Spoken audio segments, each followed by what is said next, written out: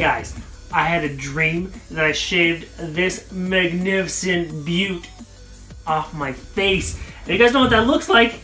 It looks like this. It's true, I once did not have all of this. But you guys, what if it's not a dream? This isn't the normal place I usually film, so... Is this a dream? Alright, on count 3, wake up, I'm gonna be back in reality. Ready? 1, 2, 3. Okay, try something else. Wizard of Oz. Dorothy clicked her shoes together and wished there's no place like home. Okay. 1, 2. There's no place like home. There's no place like home. There's no place like home. There's no place like home. Hey! Did that actually work? Hey guys, we're back. Welcome to another youth online service here. We got a message, we got some stupid stories, and we got some announcements all for you compacted into this little short time here. So sit back and get ready for what's in store. I guess first and foremost, you guys, I got some stuff to make you smile, maybe make you laugh. Like once again, my humor might be a little different than yours, but here's a short little clip for you guys from the video in the link in the description. Just enjoy it. Just doing some review for my test. Just remember, one way to read faster is to read faster. I think my favorite segment of that video is probably the one with the slapping in it. Sounds really weird, but I mean, he's like, I can bully my kid, smack. You know, I can listen to me, smack. Oh, parents aren't doing anything about it, smack. Oh, law enforcement, I don't care, smack. But lesson learned, you guys, do not go around smacking people. It's probably not the best thing to put yourself into, and it's just a heaps of trouble. So, we're gonna move right on to announcements, you guys. I want to just first and foremost say congratulations to our grads once again. You are completing your high school degree in a time that is just so bonkers that we haven't really experienced before, but you are powering through your online courses. You are going to graduate, and whether you have a ceremony in September or not, I just want to say congratulations. You guys are awesome, and finish strong. Don't give up just yet. You see the end of it, and just finish. And finish strong. Do well. Alright, you guys, just once again, just a thumbs up to that. The other announcements, you guys, in regards to youth group and COVID-19, we're just going to stick with what we've been doing. The whole gathering and social distancing for youth group just limits us too much and leads us not to be able to do a lot. We can't really play big games because that would involve contact. We can't really serve food because you can't really swap and serve food in that scenario. And so we're just gonna stick with what we've been doing online. I don't think we're gonna do Zoom at this moment, but I got an idea to do an escape room online. So if you guys are interested in that, maybe we'll do that next week. But that's just an idea. We might just stick with the Xbox, PlayStation online parties for this time being. And if you didn't watch the short 1-minute youth announcement video that went out today, there's gonna be a $5 Apex tournament. Now, here's the thing, you guys don't have to put in $5. The rules and the simplicity of this is that you have to put together a team of 3, and at least 2 of the 3 have to be from youth group or someone that's been coming to church here. So that's you and someone else from youth group. And then you can add a third random if you want, or someone that you know outside of youth group. Now, that being said, you can have 3 people from youth group on a team if you want. That's up to you. And how this is going to go is that we're going to have a certain amount of time, and how many wins a team makes within that time frame will determine who the winner is. And so it's either going to, I think we're going to do pubs. I don't know if we're going to do ranked. We'll figure that out depending on how the range on which each player is for ranked. Anyways, so if you do win a game, you'll have to screenshot it with your phone and send it to me for proof. And if multiple teams have like the same amount of wins, whether it's 1 win, 2 wins, or 3 wins, whatever it is, it's going to come down to the amount of kills that each player or each team has made. And so remember to screenshot when you win and send it to me. That way we can keep track of it, and then whoever wins, each person on that team will get $5. So I guess it's a $15 tournament is what it is. And so that's going to be this week, maybe Wednesday or Thursday night. I'll let you guys know more about that. But hey, stay tuned, get a team together. And I think that's about it for announcements. All right, I have one stupid story for you today. And of course, I'm Pastor Andrew. I tell the stupid stories from my life, and hopefully you guys glean a little bit of understanding of what not to do. But if you do it, you learn, and that's what it is. So this involves my wife, Elisa. I talked about her last week, involving the hornet's nest. So Elisa, we got engaged in my second year of college. And so I did that, and then I came home and we had an engagement party. And in that engagement party, we were kind of, figuring out the flavors that we'd want for a cake for our wedding. Now, the thing about engagement parties is that we invite, our really good friends and our families, and we just have a good time eating meals together, enjoying one another's company, and we have cake. So this involves the cake situation. I had my two really good friends, Ben and Phil. We were about to enjoy this cake. It was probably a flat cake, I think. It was in front of us, and we were just looking like, that looks delicious. And Ben, he was on my side there, and he was like, I'll give you $20 if you smash your head into that cake. Okay, you guys, this is our engagement party cake. All right, we heard this engagement party cake. This is, a pretty big deal. Ben offers $20. And Phil is, encouraging us. He's like, I'm gonna video this if anything. And he's like, you should do it. And I was like, that's $20. And being in college, I wasn't working, so $20 is $20 at this time. Now, looking back, you should probably look at the person you're engaged with and judge their reaction before you do something stupid, because you're gonna be married to them, and then they're gonna bring this up a lot, and then go, hey, remember that time? Yeah. So anyways, $20 on the table, and the cake right in front of me, and I was like, done deal. $20 sticking my head in this cake. And I wasn't gonna smear my face all over it, because we still wanted to taste the cake. At this point, we haven't tasted the cake. Bill was filming this, whatever, and I was putting my head down towards it, and I was just, gonna lightly put it in, and I think it was Ben grabbed the back of my head and was like, smashing the cake, kind of smeared it around, and I ruined probably 3/4 of the cake. Maybe Lisa could tell otherwise, but I probably shouldn't have done it. They paid me $20, so I got the $20. The video, I think, is on Facebook. I think you can find it on my Facebook page. Lesson learned, you guys. Elisa still goes, hey, remember that time you smashed your face into a cake for $20 and the cake probably cost about $50? Was it worth it? And it's kind of the tone of you should probably never do that again, kind of tone. But I was like, it was $20 at the time. I don't know what I spent it on. I probably spent it on Slurpees and snacks. Let's be honest, it was use something else most. So, lesson learned, you guys. If you are going to stick your head into a cake, make sure other people have already tasted the cake, because they don't want your face germs or imprint on the cake necessarily. And make sure your future spouse isn't going to kill you afterwards for it.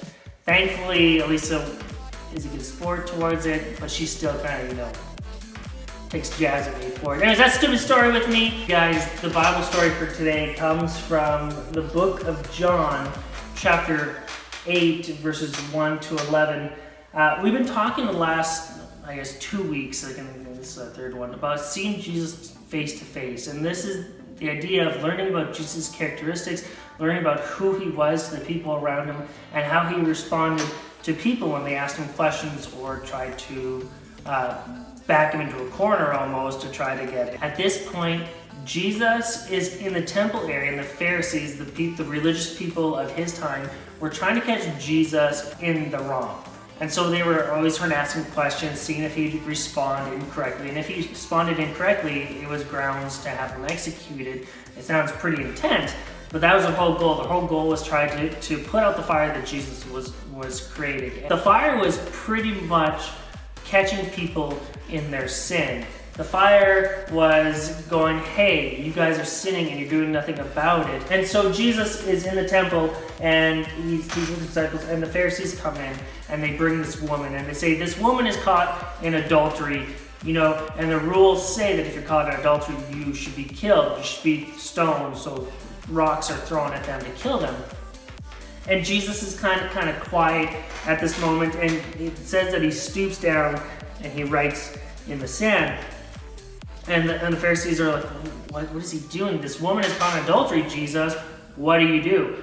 Do you let this one go, or do you stone them? And so they're trying to catch him saying, if you let her go, then you're in the wrong because she was caught in adultery. But the thing is, you guys, adultery happens with two parties, right? It's not just the woman, there's also a man involved. And so where was the man in this whole situation? Why was it only the woman? And so Jesus is just going, I mean, he has to be thinking, there's more to this. I know there's more to this because I know their thoughts. I know what they're thinking. There's no man.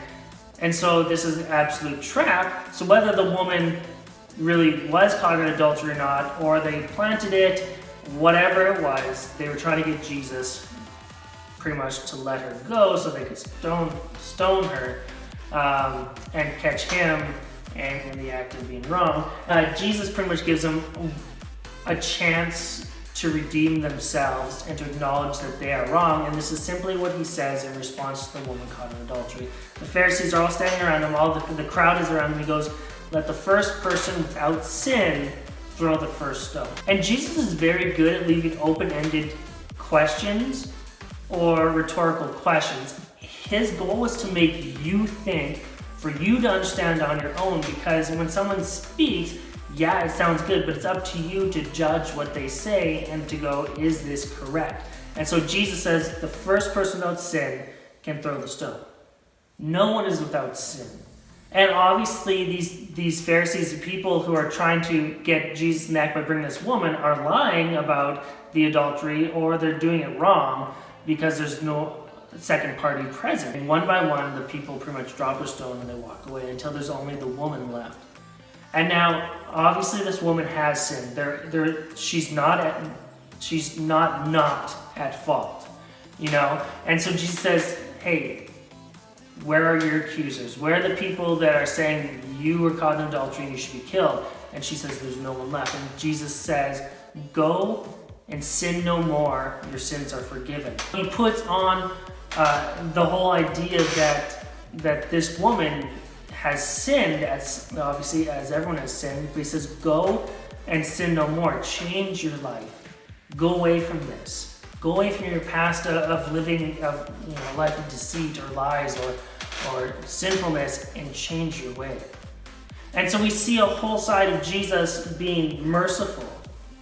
And it's not a whole new side because he's been merciful this entire time, but he made everyone think, and they went, we're sinning, and if we're sinning, we're breaking the laws that we follow. Can we show our face if we're sinning? But I mean, we do that, don't we? We put on a mask, we say all the right things, we tell other people not to do this, but then we ourselves go and do it.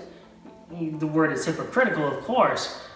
But Jesus goes, I know that you've sinned, I know that you've done wrong, but from this point on, your sins are forgiven, and go and do the sin no more. His immediate action isn't to punish. His immediate action isn't to go, you're right, let's kill them for what they did. Rather, gives a chance of grace. And we talk about the New Testament being an era of grace, where Jesus, takes the brutality of all the sin, and he dies on the cross for us so that we don't have the sin on us anymore, and we can be forgiven and cleansed by him, and that we can see Jesus. We can be with God in relationship face to face because of what he did for us. We see this at this moment that goes, sin no more. But when you sin, you're punishing yourself. You're allowing all these things into your life that are hurting you, and I want what's best for you. In the chapters of the Gospel of Matthew, Jesus says, give me your burdens. Give me the stuff that is weighing you down, and in return, I'll give you my burdens. My burdens are light. They're not overbearing. They're not going to weigh you down. They're going to lift you up. And this is the idea that Jesus is wanting the best for you. But he didn't force it upon anyone. He didn't go, hey, you need to do this, therefore I'm going to just snap my fingers and immediately you're going to obey everything that I say. I'm going to snap my fingers and immediately everything's going to be changed. I'm going to snap my fingers and immediately you're just going to listen to me like a robot. He gave them a choice. He asked them a question, and in their own thinking, they came to realize. And that's what Jesus does for relationship with you, is that he gives you this opportunity to get to know him. And it's not just to make you stop doing bad things, but the more that we get to know Jesus, the more that we love him, the more that we don't want to sin, the more that we don't want to do bad things. And don't get me wrong, there's going to be hard days where you're like, I really wish I could do what I did before in my oldest. I don't want to, read my Bible. I don't want to pray. I want to go sin because it feels good for a time being. And now, I'm not saying sin is good. I'm saying it feels good for a time being. But after that season, you all of a sudden everything just weighs you down and you feel like this is ridiculous. I don't want this anymore. Why do I feel so beat up? Why do I feel so depressed? Why do I feel just defeated? And Jesus says, because you live in this life of sin, and this sin doesn't give you anything. It doesn't gratify you. It doesn't give you any longevity for it. It's in the time being that it's like that feeling. You guys want to know something? Ask my parents, they know. When I was a kid, I loved doing the 5-finger discount. If you guys know what the 5-finger discount is, it's stealing, pretty much. Whether or not they know as much as I did, I've got caught a few times when I was younger. I don't steal anymore, obviously, but the joy of it for the time being is you get away with it, and you have this candy bar, but then the candy bar is gone, and then what? Maybe you didn't get caught, and maybe it feels good, and then you're like, okay, I'm going to do it again.